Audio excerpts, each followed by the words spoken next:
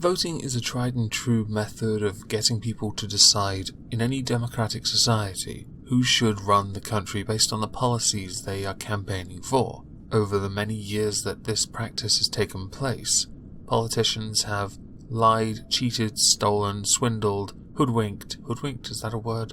Bamboozled, confounded, and generally just caused chaos when it comes to enacting many policies they claim will benefit society, when, for the most part, a number of parties only truly do things for themselves. It's becoming less about the national interest and more serving the self-interest of those involved. Take Brexit. The majority of MPs actually vote Remain, but because of their constituents, they are somewhat confused. Which is why we've ended up with such a fantastic result. Let's go with that. Do I need my sarcasm sign, or is that clear enough? In most democratic countries, the voting age has been set based on what we consider an adult to be. We don't let children vote because children making adult decisions doesn't bode well. Over the centuries, the divide between who vote for which party gets wider, and as we're becoming more of a aging nation, certainly the United Kingdom, older people tend to vote Conservative. That's not to say they were Conservative to begin with, though. I myself have noticed my political beliefs have started to change from very idealist liberal views to being more central at the moment, but I can see them becoming what would be considered more conservative as the years go by. In this country, we have had debates and many parties support lowering the voting age to 16. I do not support this. We do not teach any level of politics in school. We don't get children involved in politics at all. There may be some schools that have clubs, societies, but not many. They are not only few and far between, but they are also few and far between because they're a dull subject. I know I said few and far between twice, but I figured it doesn't matter. Many parties, Labour most notably, want to lower the age, and it's not because they want children more involved in politics. It's because children by and large are more idealist. They are naive, and therefore easy votes to get, which sounds very narrow-minded, but it is in fact true.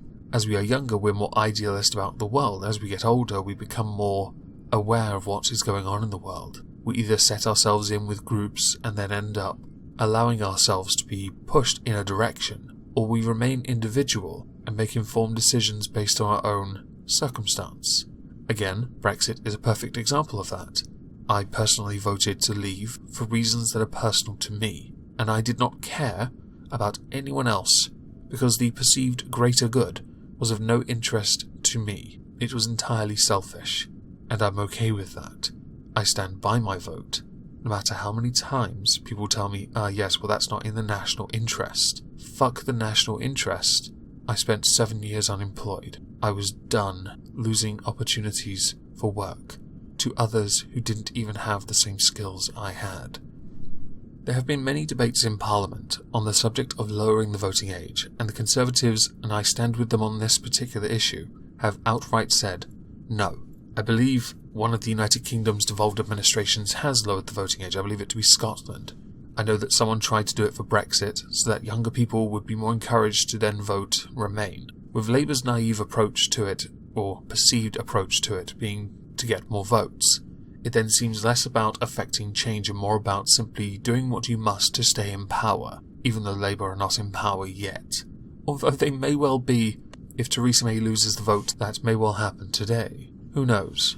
I know certainly after watching a Channel 4 debate on Brexit where 4 MPs actually bothered to debate the subject, and it was actually quite good, that Labour would certainly, if the vote was lost, or is lost by the time this video goes out, will push for a second general election. And they'll win. No denying it. Labour will win the next general election if it happens because of tomorrow or today's vote. The reason I mention the voting age, and many times it has come up, is because it has yet again cropped its ugly head courtesy of an academic that runs a podcast. Now, he is the head of politics at Cambridge University, and in a podcast called Talking Politics, which I will link in the description below for anyone that wishes to listen to it, he called for the age of voting to be lowered for children to as low as 6 years old, to be given a vote in an attempt to tackle the age bias in modern democracy. Now, I get the argument of lowering the voting age, I do, but I stand by the notion that children cannot make an informed decision. It's that same mindset I have why I don't support putting children on any kind of puberty blockers, because children are trying to make adult decisions, and I do not truly believe any child can make an adult decision. We use time for a reason. It's the same reason why more people become central and start leaning towards the right as they get older. Professor David Runciman, I'm not going to apologise for this, said the ageing population meant young people were now massively outnumbered, creating a democratic crisis and an inbuilt bias against governments that didn't plan for the future, and yet it is all I ever hear in Parliament. Clearly, Professor Professor David doesn't watch Parliament's activities as much as I do. This includes select committees, and whenever there is a campaign or election going on, the young are always at the forefront, planning for the next generation. It is a cliché in Parliament and in campaigns for elections. The young are always that voting bloc people want to appeal to by doing more to help them. It's why there are so many apprenticeships that exist for people up to the age of 25, although I do recall people being able to get them over the age, depending on circumstance. We do, in this country, certainly have an ageing population, and we know this because the pension bill is going up. Governments have to try and find a way to cut it without hurting older people, which is never going to work, and it's going to cause a lot of anger. But at the same time, when austerity had to be introduced, it was understandable that everyone had to suffer in some way. And yes, the old, certainly, when you think about Brexit, did vote for the majority of them voted to leave, because they've lived through the EU. They've seen what it does for them, and they decided, no. The young see it and go, but you didn't let us live through it. And thus the circle continues, until someone simply puts their foot down and accepts that in this case, maybe the old might well be right. And I'm not going to get into the argument of, are we poorer, blah blah blah, if we stay in or out. I'm not going to do that. This is about the voting age.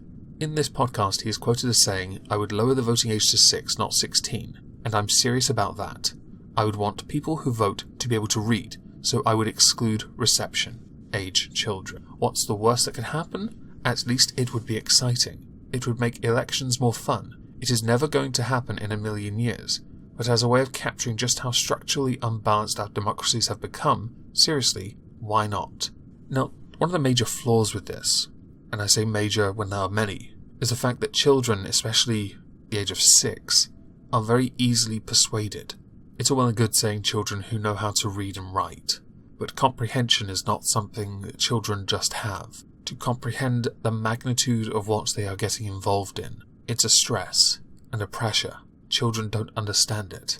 Whether you say this in jest and mean it or not, it is a poorly constructed idea. It's an idea, and your excuse is, old people are currently the coalition that have a huge inbuilt advantage in representative democratic politics. So what? They have still retained their right to vote, unless you wish to make it so that people over a certain age are not allowed to vote, which is a violation of their rights. Young people are massively outnumbered because the voting age is 18, whereas there isn't a cut-off point at the other end. I would point out, up until the age of 18, they're in education. They have far too much to be getting on with, to then devote time to be best prepared to vote on something that they haven't had time to vote on or think about in the first place. And you mentioned a cut-off point at the other end, which obviously I posited a moment ago. There shouldn't be. Unless we're going to make this something as a birthright from the day you're born. Simply have a child slap their hand on the voting thing in whichever direction has the right shape for them to slot a wooden block through, which is of course vote tampering at the same time. Encouragement? Vote encouragement? Maybe. Your excuse doesn't stack up. The difference between the old and the young is the old have lived through things and retained their rights, fought for their rights, and voted because they made informed decisions. The young don't have the time, and I mean the time that the old have lived through, not the time to go vote.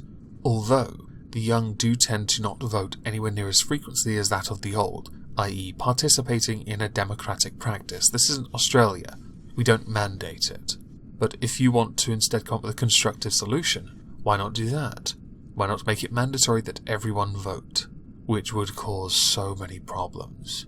Surely it feels like a violation of human rights to force someone to do something they don't really give a shit about. or don't feel they can make enough of an informed decision of, so they may as well just turn up and spoil their ballot.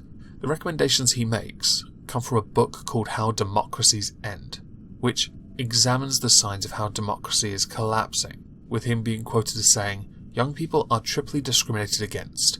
If you are in your 20s, you are not represented in your parliament.